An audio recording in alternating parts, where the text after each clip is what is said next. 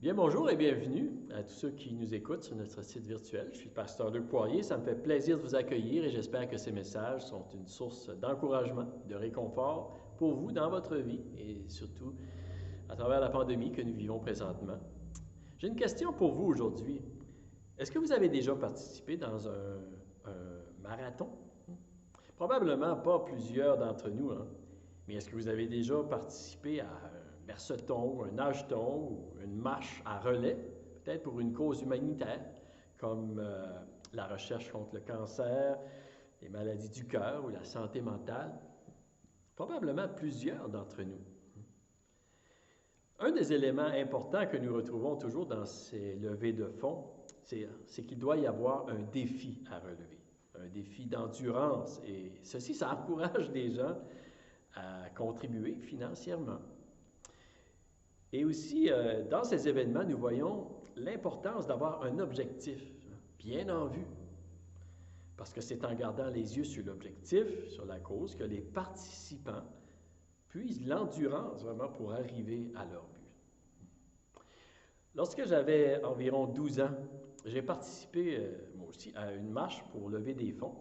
C'était une marche de 30 000, 50 km. En fait, c'était entre Chibougamau et Chapais, dans le nord du Québec. Et les gens donnaient un montant pour chaque 1000 que l'on marchait. Et j'ai marché environ 18 000. Et je n'en pouvais plus, et mes pieds étaient très enflés. Et en fait, j'ai toujours regretté un peu, vous savez, de ne pas avoir complété la course. Je pense que c'est plus à cause de mon orgueil que pour la cause même. À cet âge-là, je dois vous dire que je le faisais plus pour le plaisir que pour la cause. Mais je vous dis ceci pour vous dire que même si nous aimerions tous achever toute la course que Dieu a préparée pour nous, vous savez, nous devons aussi apprendre à nous réjouir que nous avons du trajet que nous avons déjà fait. Parce que cette joie, ça va nous aider à se relever, puis à se réjouir et à glorifier le Seigneur avec notre vie. Et Dieu voulant peut-être faire encore un bout de chemin. Dans le livre des Psaumes, au chapitre 37 et le verset 23-24, nous lisons ceci, ça dit « L'Éternel affermit les pas de l'homme, et il prend plaisir à sa voie. S'il tombe, il n'est pas rejeté, car l'Éternel lui prend la main. » Et parfois, vous savez, comme dans plusieurs sports, plusieurs choses que nous voulons accomplir, c'est en regardant en arrière que nous sommes encouragés de continuer, que nous voyons combien nous avons pu accomplir et comme croyant combien la grâce de Dieu nous a permis de faire des pas dans la bonne direction et de réaliser que Dieu est encore là pour nous aider. Vous savez, lorsque je regarde à ma marche entre Chibougamau et Chapais, que j'ai décidé d'abandonner au 18e mille, vous savez, je peux regarder aux 12 000 que je n'ai pas marché devant moi et me décourager, ou je peux regarder aux 18 000 que j'avais parcouru, et ceci pour me donner le courage, oui, de reprendre ma course une fois que je me suis reposé. Vous savez, en nous exhortant à achever notre course, Dieu ne veut pas nous décourager, mais plutôt nous encourager à continuer. Et parfois, il faut regarder en arrière pour être encouragé de continuer.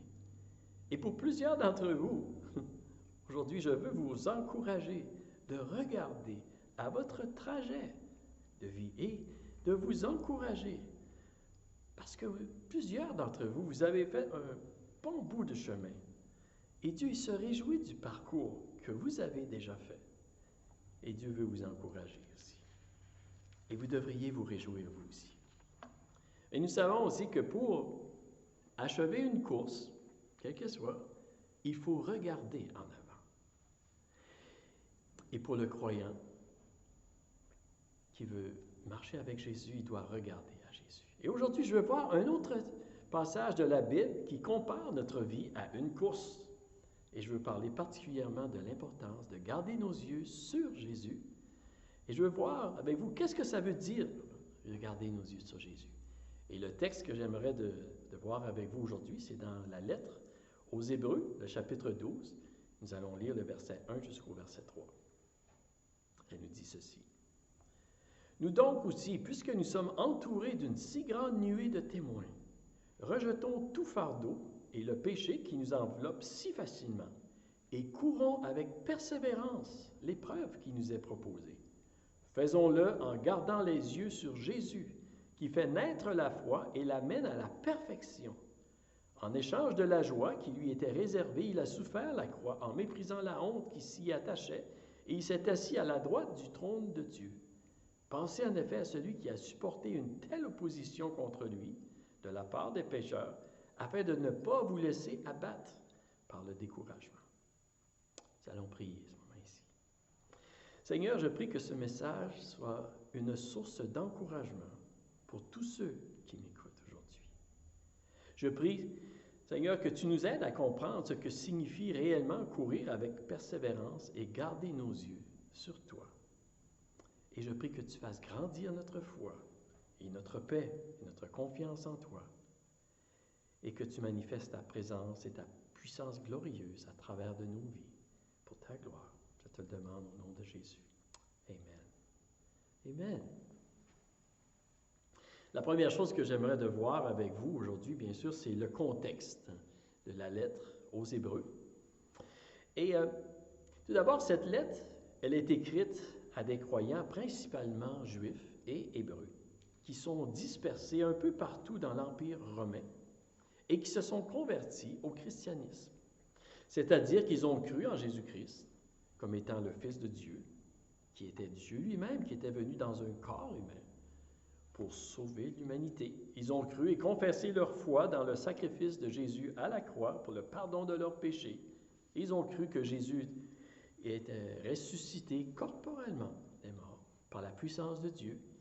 Ils ont également cru qu'un jour il reviendrait, un jour pour juger le monde et restaurer la création entière, et qu'eux-mêmes, un jour, ils allaient ressusciter avec Jésus pour l'éternité.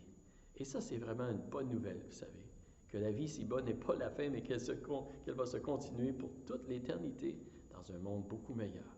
Jésus a vaincu la mort.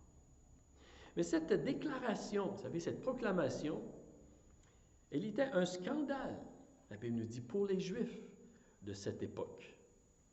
Dans 1 Corinthiens, le chapitre 1 et le verset 23, nous lisons ceci, ça dit « Or nous prêchons un Messie crucifié, scandale pour les Juifs et folie pour les non-Juifs. » En fait, pour les Juifs de cette époque, dire que Dieu, le Saint d'Israël, le Tout-Puissant, le Dieu de gloire et majestueux, dire qu'il s'était abaissé jusqu'à devenir un simple homme, et en plus de dire qu'il s'était abaissé au point de se laisser moquer, ridiculiser, cracher dessus et même crucifier publiquement, pour les Juifs de cette époque, c'était une faiblesse beaucoup trop extrême pour un Dieu si grand et si puissant. Ils se disaient, notre Dieu ne se laisserait jamais humilier de cette façon. C'est pourquoi, pour les Juifs de cette époque, c'était un scandale.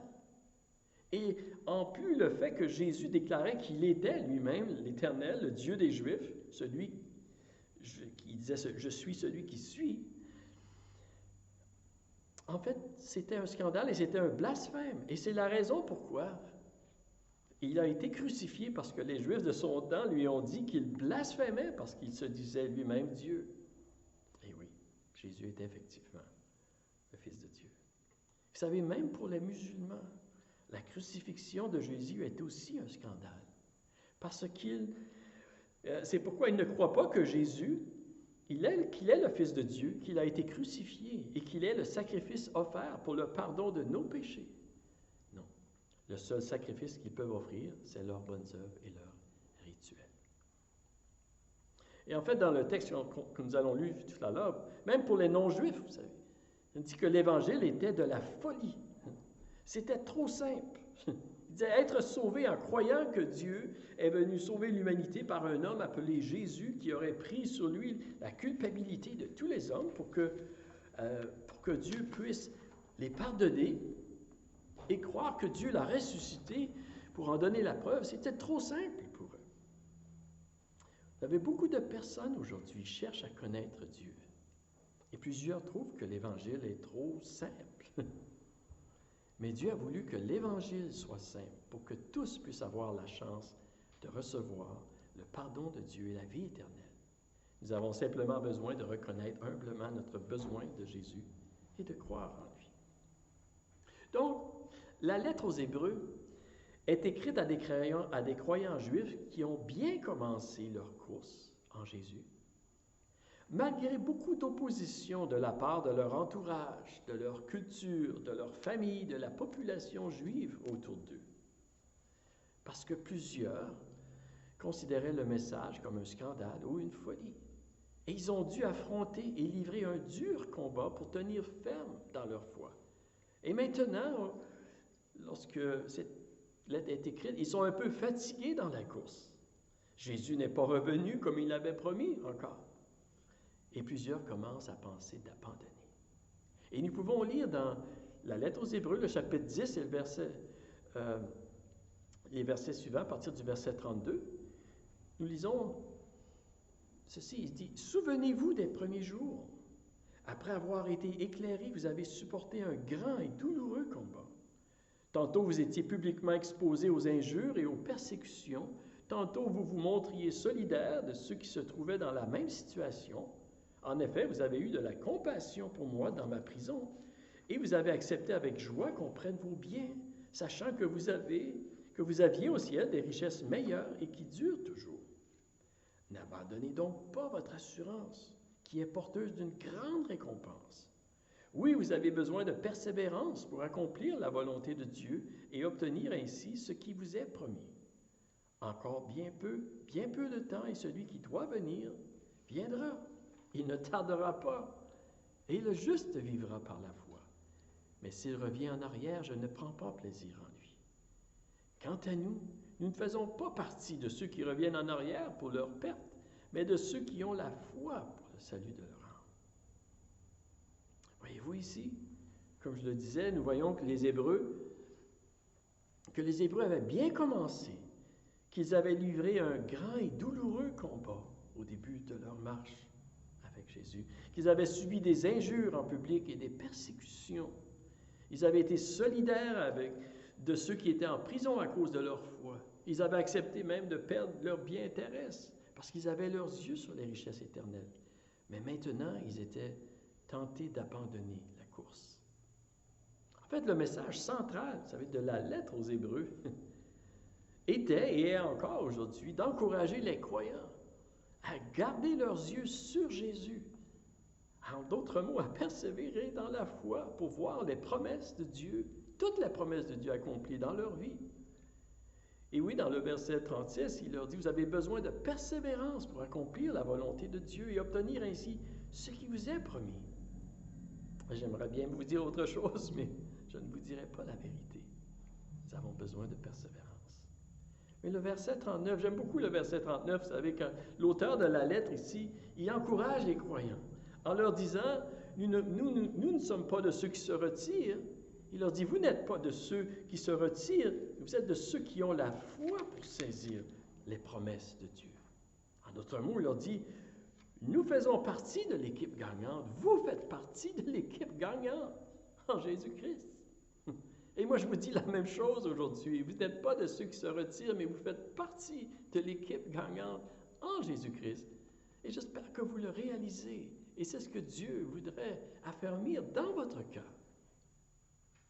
Et nous voyons aussi dans cette lettre, dans le chapitre suivant, le chapitre 11 de l'Épître aux Hébreux, l'auteur maintenant explique et illustre par plusieurs exemples de l'Ancien Testament à quoi ça ressemble, quelqu'un qui ne se retire pas, mais quelqu'un qui court sa course jusqu'au bout. Dans le premier verset d'Hébreux, le chapitre 11, le verset 1, ça nous dit « Or, la foi, c'est la ferme assurance des choses qu'on espère, la démonstration de celles qu'on ne voit pas. » Et l'auteur, ici, utilise l'exemple de Abel, Enoch, de Noé, Abraham, Sarah, Isaac, Jacob, Joseph, Moïse, Josué à Jéricho, Rahab, Gédéon, David et bien d'autres. hein? Il utilise tous ces exemples. Et au verset 33 du chapitre 11, il dit ceci.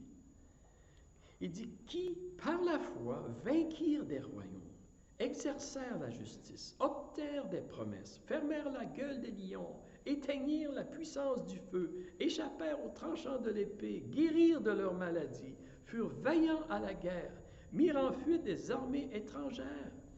Des femmes recouvrèrent leur mort par la résurrection. L'auteur nous dit aussi que par la foi, tous ces gens, ils ont vu toutes ces choses se produire. Vous savez, des choses merveilleuses. Ils ont vu la puissance et la gloire de Dieu manifestées à travers tous les défis qu'ils ont rencontrés. Ils ont vu la fidélité de Dieu. Vous savez, je prie, oui, que Dieu nous accorde à nous aussi le privilège de voir toutes ces choses manifestées dans notre génération, de voir sa puissance et sa gloire manifestées au milieu de nous, à travers de nous. Vous savez. Je prie que vous soyez en santé, que vous soyez guéris. En fait, je prie que nous puissions tous vivre jusqu'à 100 ans pour servir et bénir le Seigneur et servir le Seigneur dans notre génération. C'est ma prière. Et on voit également, vous savez, dans les versets suivants, que l'auteur dit ceci, à partir du verset 36. Il dit, d'autres subirent les moqueries et le fouet, les chaînes et la prison. Ils furent lapidés, sciés, torturés. Ils moururent, tués par l'épée. Ils allèrent çà et là, vêtus de peau de brebis et de peau de chèvre, dénués de tout, persécutés, maltraités. Eux dont le monde n'était pas digne, errant dans les déserts et les montagnes, dans les cavernes et les antres de la terre. Tous ceux-là, à la foi desquels il a été rendu témoignage, n'ont pas obtenu ce qui leur était promis. Dieu ayant en vue quelque chose de meilleur pour nous, afin qu'ils ne parvinssent pas sans nous à la perfection. OK. Ici, nous n'avons pas besoin de prier pour ces choses-là. Mais nous savons qu'ils peuvent se produire, par exemple. Mais nous voyons qu'eux aussi, ils avaient la foi. Et eux aussi, ils font partie des héros de la foi, de ceux qui ne se retirent pas et qui ont couru leur course jusqu'à la fin, vous savez. Et l'auteur dit, bien, si tous ceux-là, bien qu'ayant reçu un bon témoignage grâce à leur foi, n'ont pas obtenu ce qui leur était promis, parce que Dieu avait en vue quelque chose de meilleur pour nous. Qu'est-ce qu'il veut dire, quelque chose de meilleur pour nous? Vous savez, c'est que Dieu, en Jésus-Christ et par Jésus-Christ, a tout amené à la perfection.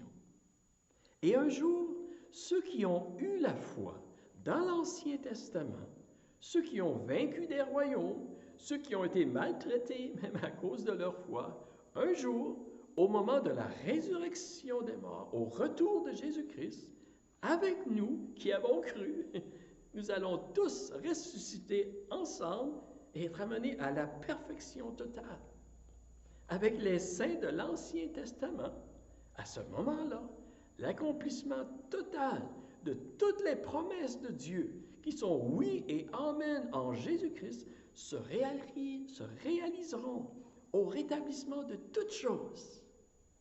Et les croyants de l'Ancien Testament, oui, ils nous ont devancés dans le temps, parce que leur course était prévue avant la nôtre, mais ils ne nous devanceront pas dans leur résurrection et dans le rétablissement de toutes choses. Et oui, nous savons qu'aujourd'hui, les croyants de l'Ancien Testament, ils sont dans la présence de Dieu, oui, dans le paradis de Dieu. Mais le jour où Jésus reviendra, ils régneront avec nous dans un nouveau corps glorifié, semblable à celui de Jésus. Et nous serons avec eux. De là, vous savez, l'importance de toujours garder nos yeux sur Jésus. Et l'auteur aux Hébreux nous dit, dans le chapitre 12, si nous relisons le verset 1 et le verset 2, il dit ceci. Il dit, « Nous donc aussi, puisque nous sommes entourés d'une si grande nuée de témoins, rejetons tout fardeau et le péché qui nous enveloppe si facilement, et courons avec persévérance l'épreuve qui nous est proposée. Faisons-le en gardant les regards sur Jésus, qui fait naître la foi et la mène à la perfection. » Il nous dit ici, nous sommes entourés d'une grande nuée de témoins. Et l'image ou la métaphore qui est utilisée ici est celle d'un stade olympique avec des spectateurs qui nous regardent. Mais ici, ces spectateurs ne sont pas simplement de simples spectateurs. Ce sont des personnes qui ont déjà été dans la course eux-mêmes ou dans l'arène, vous savez. Oui.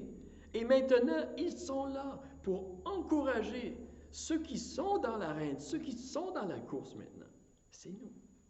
Et un peu, vous savez, comme lorsque nous voyons l'équipe de hockey du Canada, vous savez, qui joue contre la Russie ou contre les États-Unis. Et dans les estrades, il y a Mario Lemieux, Wayne Gretzky, Paul Anderson, Ken Dryden. Ils sont dans les estrades pour encourager les joueurs qui jouent, les Sidney Crosby qui jouent, vous savez, et qui sont là pour leur dire, vous pouvez le faire. Vous savez, nous l'avons fait, vous pouvez le faire.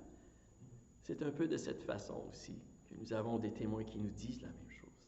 Et en fait, l'exemple que nous ont laissé ces témoins avant nous, ces héros de la foi, devrait être une source d'encouragement pour nous et nous inspirer à la persévérance.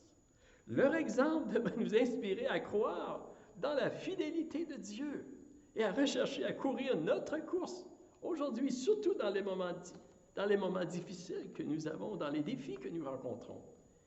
Devrait nous inspirer, vous savez, à croire que nous pouvons y arriver nous aussi, comme ils ont arrivé. Mais Dieu n'a pas changé. Et nous sommes des hommes et des femmes de la même nature qu'eux. Oui. Vous savez, eux, ils ont couru leur course plusieurs années passées. Et aujourd'hui, c'est à nous. C'est à nous, c'est à notre tour maintenant. C'est notre génération, c'est à nous de courir notre course. Oui, un jour, avec eux, nous pourrons être les prochains témoins, les prochains spectateurs, si vous voulez, pour encourager les autres générations, les prochaines générations. Nos enfants ont besoin d'être encouragés. Nos enfants, nos plus jeunes, les plus jeunes personnes dans la foi, nos jeunes pasteurs ont besoin de voir des exemples devant leurs yeux qui vont les inspirer à aller de l'avant avec Jésus-Christ. Vous savez, je me souviens, plusieurs années passées, au Québec, ce n'était pas facile de prêcher l'Évangile. Il y a eu des pasteurs pionniers. Je me souviens, quelques noms, pasteur Gagnon, pasteur Vachon, qui ont inspiré d'autres personnes à courir leur course. Vous savez, Dieu nous appelle, nous, à être des témoins aujourd'hui, des exemples de motivation et d'inspiration pour les autres, pour les prochaines générations après nous. Et si nous voulons vraiment voir la prochaine génération servir Jésus, nous devons reconnaître aussi l'importance de notre témoignage pour les encourager. Et c'est la raison pourquoi l'auteur dit, vous savez, dans ce texte, il dit « Rejetons tout fardeau ».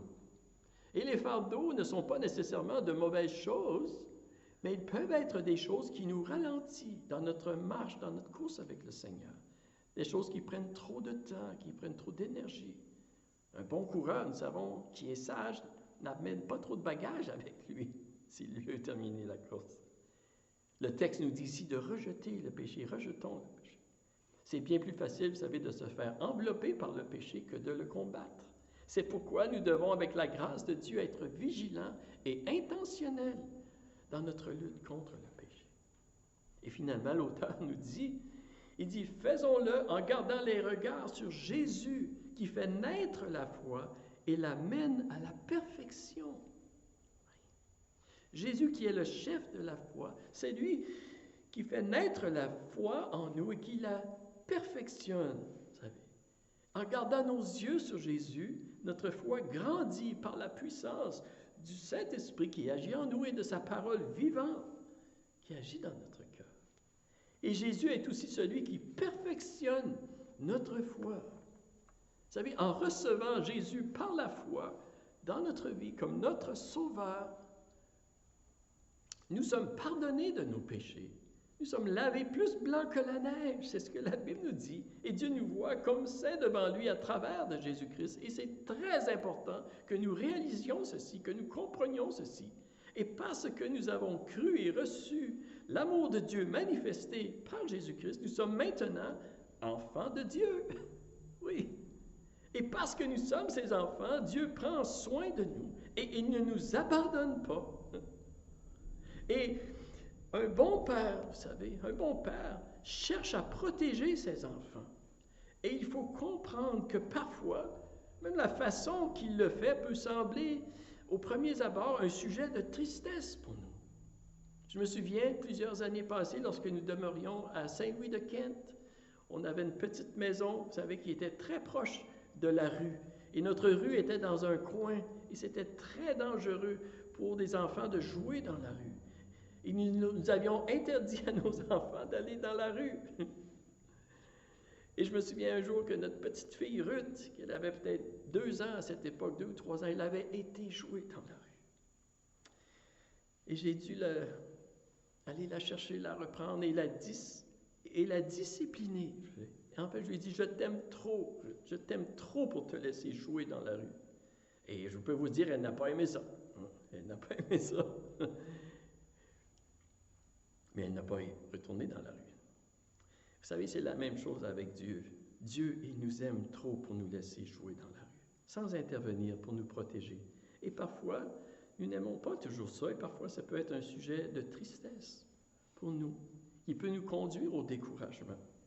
Mais je vous dis ceci parce qu'il y a des moments dans notre cheminement, dans notre course avec le Seigneur, où nous rencontrons peut-être des difficultés, sans que ce soit à cause de notre faute ou quoi que ce soit.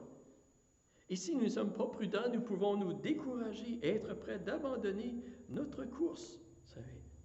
Et parfois, ces choses-là, c'est parce que Dieu, il veut nous protéger, il veut nous perfectionner dans notre foi, dans notre caractère, nous faire participer, en fait, à sa sainteté. C'est ce que la Bible nous dit dans le chapitre 12. Parfois, c'est ce qui arrive. Et c'est ce qui était en train d'arriver à ces croyants hébreux. Oui. Et la meilleure façon de voir ces choses, vous savez, comme nous le dit l'Épître aux Hébreux, c'est en gardant nos yeux sur Jésus et de voir ces moments comme une occasion que Dieu va utiliser pour perfectionner notre foi, pour perfectionner notre caractère. Et nous devons ne pas douter de son amour pour nous. Nous devons ne pas douter, mais nous devons garder nos yeux sur lui parce que Dieu a promis de ne jamais nous abandonner. Et c'est le message, en fait, que la lettre aux Hébreux nous communique, que l'auteur voulait communiquer à ses lecteurs et qu'il nous communique aussi. Dieu ne nous abandonnera pas et qu'il est là avec nous. Et je termine aujourd'hui en disant, vous savez, parfois, dans les épreuves que nous rencontrons, dans la vie, par exemple comme dans une course ou un marcheton, vous savez, ou un marathon ou quoi que ce soit, nous pouvons perdre de vue l'objectif de cette course. Nous pouvons perdre de vue la ligne d'arrivée, les récompenses, même à travers les épreuves, on peut perdre de vue les équipes de support qui sont là pour nous aider ou même perdre de vue notre capitaine qui est là pour nous accompagner. On peut même oublier ceux qui ont déjà passé par là et qui ont réussi. Et ceci peut nous amener au découragement. Et pour le croyant, le disciple de Jésus, vous savez, parfois il peut lui arriver également de perdre la vision de Jésus, de son amour pour lui, de sa fidélité, de sa présence, de sa grâce qui est là pour nous accompagner, nous fortifier. On peut même perdre la vision, vous savez, qu'il y en a d'autres qui ont vécu des choses semblables, qui ont surmonté des situations même plus difficiles que nous. Et je crois qu'il est de plus en plus important pour nous aujourd'hui vous savez, de bien regarder à Jésus, de garder nos yeux sur Jésus, de bien regarder à sa vie, à ses paroles, à son appel, et de ne pas laisser nos yeux nous détourner de Jésus. Je crois que c'est très important, vous savez, de plus en plus, de considérer ces héros de la foi qui ont couru avant nous, leur exemple. Et c'est un peu comme Pierre, l'apôtre Pierre qui a marché sur l'eau, que les vents ont commencé à souffler, vous savez. Nous aussi, nous pouvons parfois commencer à regarder à la tempête autour de nous plus qu'à Jésus et commencer à s'enfoncer. Et c'est ce qui était en train d'arriver à ces chrétiens, ces croyants hébreux. Et si ça nous arrive, vous savez, levons nos yeux vers Jésus. Levons notre main vers lui, comme Pierre a fait lorsqu'il marchait sur l'eau. Et Jésus l'a relevé et a calmé la tempête. Tu es là pour nous.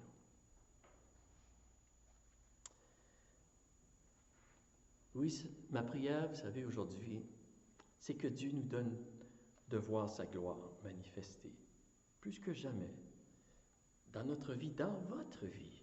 Dieu veut se faire connaître à vous, se révéler à vous. Vous savez, comme dans bien d'autres des régions sur notre planète, hein, la gloire de Dieu est manifestée. Je prie qu'elle soit ici aussi. Mais rappelons-nous aussi que pour voir ces promesses se réaliser par la grâce de Dieu, nous avons besoin, oui, de persévérance et de garder nos yeux sur Jésus. J'aimerais de prier à ce moment ici. Et Père Céleste, je veux te remercier pour l'amour que tu as pour nous, chacun de nous, pour tous ceux qui écoutent ce message aujourd'hui. Je prie que tu les aides à le comprendre davantage, Seigneur, cet amour que tu nous as manifesté en envoyant Jésus mourir sur la croix pour nous, pour que nous soyons réconciliés et tes enfants, Seigneur. Je prie pour ceux qui sont peut-être tentés d'abandonner ou que la course est longue ou qu'ils traversent des moments difficiles, Seigneur. Je prie que tu les encourages aujourd'hui et que tu les aides à lever les yeux vers toi, Seigneur. Oui, Seigneur, et que tu viennes les fortifier par ta présence dans leur cœur, dans leur vie. Je te le demande, Seigneur. Bénis abondamment, rencontre les besoins et encourage tous ceux qui m'écoutent aujourd'hui. Et je te demande ces choses pour ta gloire. Au nom de Jésus. Amen. Amen. Bien, je vous remercie encore une fois pour votre écoute aujourd'hui. Je serai absent la semaine prochaine, mais Dieu voulant, je vous reviendrai dans 2 semaines. Que Dieu vous bénisse abondamment et n'oubliez pas, gardez vos yeux sur Jésus, parce que lui, il a les yeux sur vous et il ne vous abandonnera pas. Bonne semaine tout le monde.